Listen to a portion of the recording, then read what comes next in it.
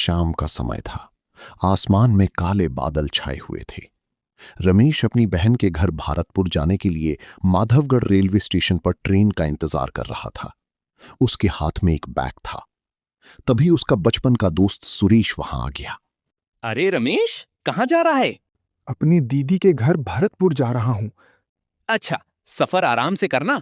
Best of luck. धन्यवाद दोस्त। सुरेश वहां से चला गया। यात्रीगण कृपया ध्यान दें, गाड़ी नंबर 2458 माधवगढ़ से धूपगढ़ जाने वाला गाड़ी प्लेटफॉर्म नंबर 2 पर आ रही है। धन्यवाद।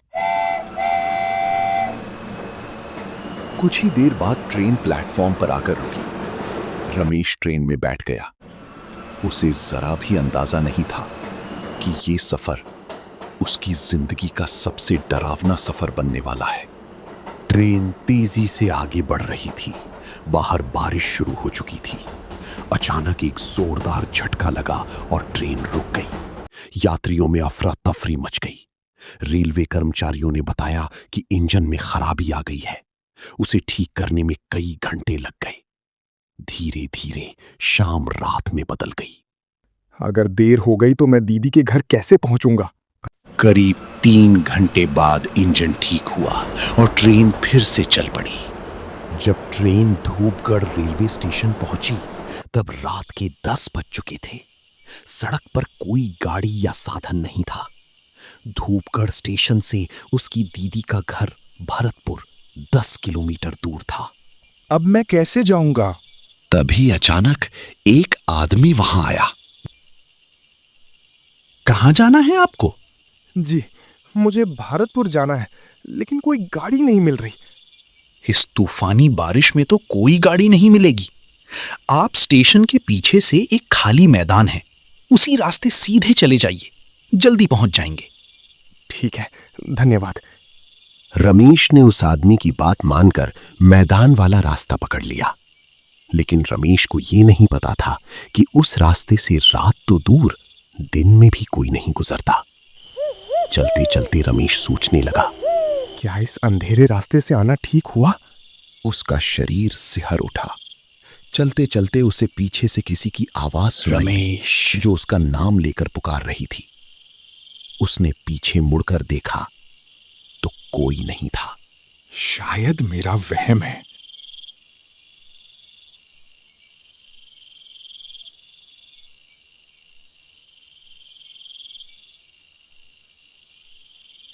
लेकिन कुछ दूर जाने के बाद रमेश, फिर वही आवाज आई।